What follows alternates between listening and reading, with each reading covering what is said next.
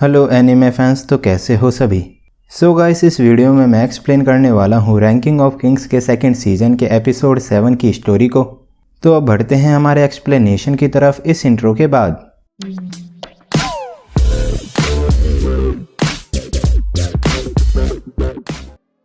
तो एपिसोड 7 के स्टार्ट में बेबीन एक लेटर लिख रहा होता है। फिर बेबीन मित्सु माता से कहता है कि उसे पता है कि प्रिंस बोजी का मित्सु माता पर एक उपकार है, पर बेबीन को लगता है कि प्रिंस डायडा को ही किंग बनना चाहिए और जो लिप्स के मूवमेंट को पढ़ने की ट्रेनिंग मित्सु माता प्रिंस बोजी को दे रही है वो प्रिंस बोजी के लिए दुखदायी होगी। तो मित्सु माता कहती है कि शायद प्रिंस बोजी एक किंग ना बन पाए, पर वो एक चीज़ को लेकर श्योर है कि जब प्रिंस बोजी बड़ा होगा तो वो बहुत से लोगों को सेव करेगा और सिमिलरली प्रिंस डायडा भी कई लोगों को सेव करेगा। उसके बाद वार में डोर से कई एनिमीज़ को डिफीट करता है। तभी बेबीन एक सोल्जर होता है और उसे एक एनिमी फिनिश करने वाला होता है, तो एपेस बेबीन को सेव करता है। फिर नरेटर बताता है कि यंग बेबीन को इलाइट फाइटिंग यूनिट में सिलेक्ट कर लिया गया था, जो कि प्रिंस बॉस के डायरेक्ट कंट्रोल में थी। देन बेबीन की स्किल और अदर इलाइट सोल्जर्स की स्किल में बहुत बड़ा डिफरेंस था।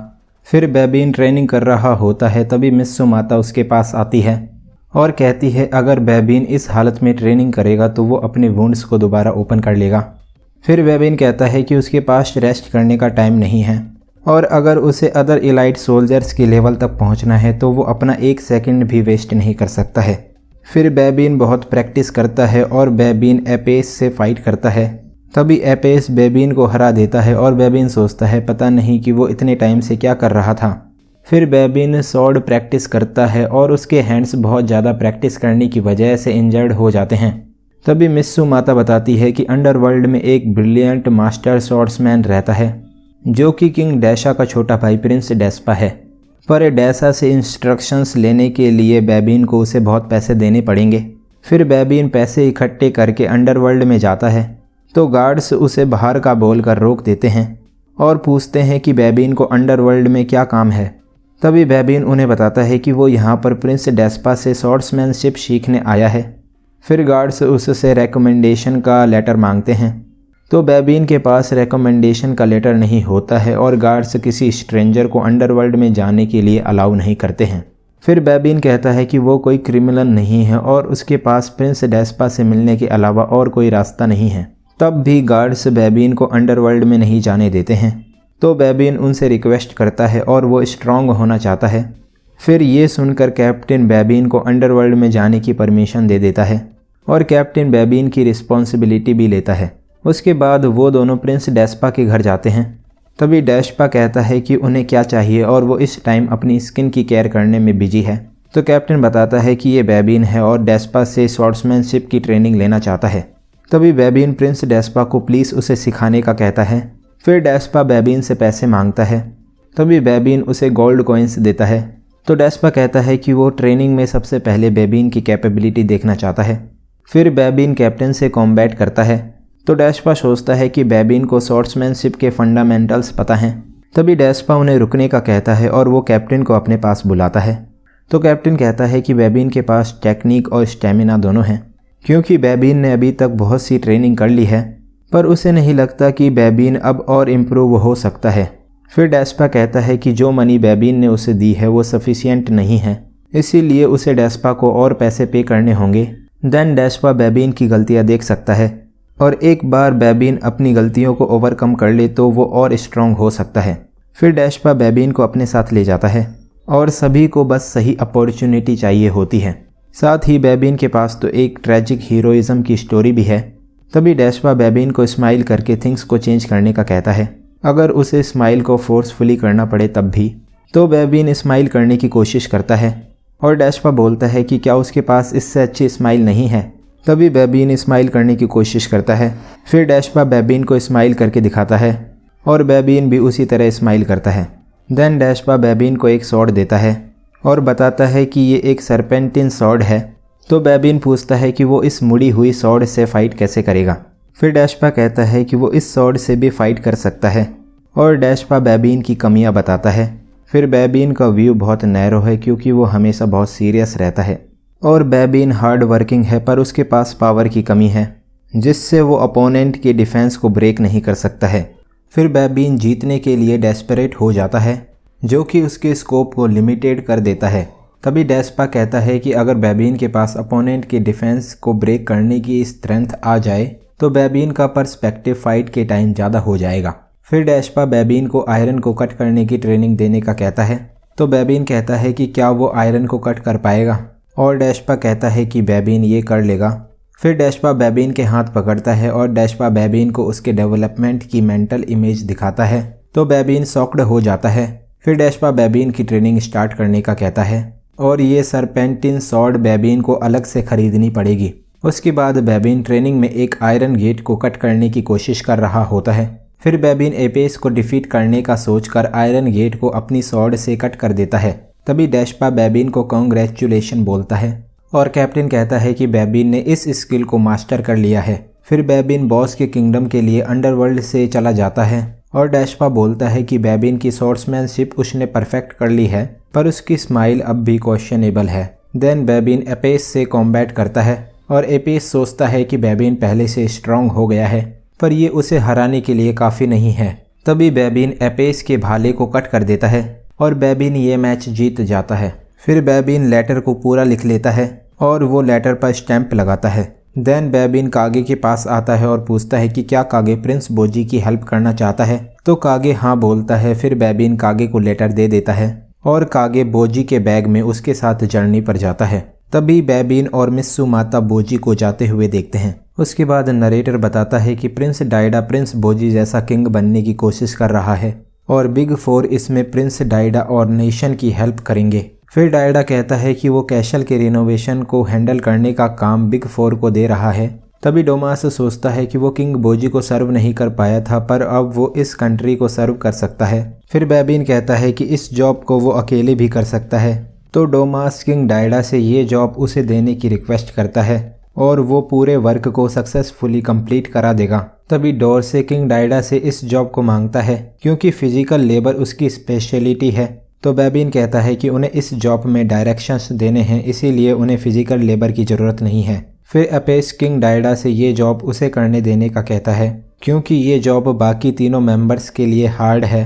तो बेबीन कहता है कि क्या वो इसे एक्सप्लेन कर सकता है और एपेस उसे सोच समझ कर बोलने का कहता है। फिर किंग डाइडा उन सभी को चुप होने का कहता है और वो सब अब जा सकते हैं। तभी किंग डाइडा होकुरो से कुछ बात करने का कहता है। फिर होकुरो बिग फोर के सभी मेंबर्स को मिलने के लिए बुलाता है, तो डोमास कहता है कि होकुरो ने उसे क्यों नहीं बताया कि ये लोग भी यहाँ पर आ रहे हैं। फिर डोर से बोलता है कि होकुरो कुछ प्लॉट कर रहा है, तो होकुरो सभी को रिलैक्स होकर ड्रिंक करने का कहता है, पर वो सभी आपस में बात नहीं करते हैं। फिर किंग डाइडा ने होकुरो को कहा होता है कि अगर बिग फोर इस तरह अलग अलग रहेंगे तो उनकी कंट्री के फ्यूचर का क्या होगा, और क्या बिग फोर को साथ में कोऑपरेट कराने का होकुरो के पास कोई आइडिया है।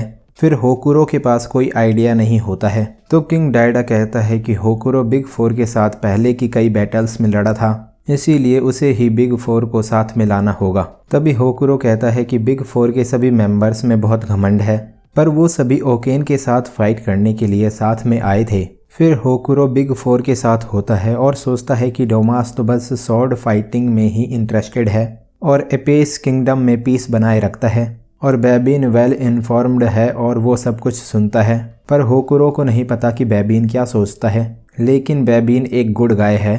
फिर बेबीन और एपेस के बीच में हमेशा टेंशन रहता है और डोर से बिग फोर का सबसे पावरफुल मेंबर है और डोरसे का फेस और पर्सनैलिटी डरावनी है। फिर होकुरो सोचता है कि उसे किंग डाइडा के लिए बिग फोर के मेंबर्स को एक साथ लाना होगा। तभी एपेस वहां से जाने लगता है, तो होकुरो एपेस को कुछ देर और रुकने का कहता है। फिर एपेस यहाँ पर रहने को वेस्ट ऑफ टाइम बताता है। तभी बेबीन और डोमास भी वहाँ से जाने लगते हैं, तो होकुरो डोमास को रोकता है। फिर होकुरो अपनी चेयर से गिर जाता है, तो एक आदमी होकुरो को धीरे बोलने का कहता है। तभी होकुरो उसे सॉरी बोलता है। फिर वो आदमी कहता है कि क्या ये कमज़ोर लोग बिग फोर के मेंबर्स हैं, तो वो सभी रुक जाते हैं और डोमास पूछता है कि वो क्या बोल रहा है। तभी होकुरो डोमास को फाइट करने से मना करता है और होकुरो कहता है कि वो दोनों पंजा लड़ाकर इसका फैसला कर सकते हैं, तो डोमास बच्चों के खेल के लिए मना करता है। फिर वो आदमी कहता है कि डोमास हारने से डरता है, इसीलिए उसे घर चले जाना चाहिए। तभी डोमास पंजा लड़ाने के लिए रेडी हो जाता है। तो वो आदमी पूछता है कि अगर उसने डोमास को हरा दिया तो वो बदले में क्या करेगा। फिर डोमास उसे 100 गोल्ड कॉइन्स देने का कहता है और अगर वो आदमी हार गया तो उसे डोमास से माफ़ी मांगनी पड़ेगी। तभी डोरसे, एपेस और बेबीन डोमास पर ध्यान नहीं देते हैं। फिर डोमास उस आदमी से पंजा लड़ाता है और डोमास उस आदमी से हार जाता है। तभी वो आदमी कहता है कि बिग फोर कोई स्पेशल नहीं है और डोमास अब उसे 100 गोल्ड कॉइन्स दे। तो डोमास कहता है कि वो उसे कल कॉइन्स ला देगा। फिर बेबीन उस आदमी से पंजा लड़ाने का कहता है तो वो आदमी दोबारा 100 गोल्ड कॉइन्स की शर्त रखता है। तभी बेबीन उस आदमी के हाथ को हिला भी नहीं पाता तो एपेस और डोरसे उसे अपना बेस्ट करने का कहते हैं। फिर बेबीन भी उस आदमी से हार जाता है। तभी डोरसे उस आदमी से पंजा लड़ाने आता है और वो दोनों पंजा लड़ाते हैं। फिर डोमास डोरसे को इस आदमी को हराने का कहता है पर वो आदमी डोरसे को भी हरा देता है। तभी वो आदमी एपेस से पूछता है कि क्या वो भी उससे पंजा लड़ाना चाहता है। तो एपेस उससे 300 गोल्ड कॉइन्स की शर्त लगाता है। फिर वो आदमी एपेस को कंप्लीट इडियट बताता है। तभी होकुरो उस आदमी को मिलने बुलाता है। फिर वो आदमी होकुरो से मिलने जाता है और होकुरो ने उस आर्म रेसलिंग चैंपियन को यहाँ बुलाया होता है। फिर होकुरो चैंपियन को इस राउंड को हारने का कहता है जैसा कि उन्होंने प्लान किया था। तो वो आदमी होकुरो को मना कर देता है क्योंकि अगर वो जीत गया तो उसे 600 गोल्ड कॉइन्स मिलेंगे। पर होकुरो उसे बस 10 गोल्ड कॉइन्स ही दे रहा है और वैसे भी एपेस बिग फोर में से सबसे वीक लगता है। फिर वो आदमी एपेस से पंजा लड़ाता है और वो एपेस के हाथ को हिला भी नहीं पाता है। तो डोमास बोलता है कि उनकी एडवाइस काम कर गई। तभी बेबीन ने बताया था कि हाथ के स्मॉल एंगल से ज़्यादा स्ट्रेंथ मिलेगी, इसीलिए उस आदमी ने डोमास और डोरसे को अपनी तरफ खींच लिया था। फिर एपेस उस चैंपियन को हरा देता है और वो बिग फोर को नहीं हरा सकता है। तभी होकुरो हैप्पी हो जाता है। फिर किंग डायडा पूछता है कि बिग फोर ने कैसल रिनोवेशन असाइनमेंट को लेकर क्या डिसीजन लिया है। तो बिग फोर कुछ नहीं बोलते हैं। तभी मिनिस्टर बोलता है कि उन्हें इस असाइनमेंट को सोरी को दे देना चाहिए क्योंकि ज़्यादा देर वेट करने से उनका किंगडम डेंजर में पड़ सकता है और पड़ोस की कंट्रीज भी उन पर अटैक कर सकती है। फिर डोमास रिनोवेशन को हैंडल करने का कहता है और बेबीन के पास रिनोवेशन के लिए प्लान तैयार है और डोरसे मैन पावर को मैनेज करने का कहता है और एपेस फंडिंग को देखेगा। तभी होकुरो सोचता है कि किंगडम पर थ्रेट ही बिग फोर को एक साथ लेकर आता है। फिर किंग डायडा और होकुरो का प्लान सक्सीड हो जाता है। सो गाइस, यहाँ पर रैंकिंग ऑफ किंग्स के सेकंड सीजन का एपिसोड 7 एंड हो जाता है। तो अब अगर आपको ये वीडियो अच्छी लगी हो तो इस वीडियो को एक लाइक कर देना। मैं मिलता हूँ आपसे नेक्स्ट वीडियो में। Thanks for watching.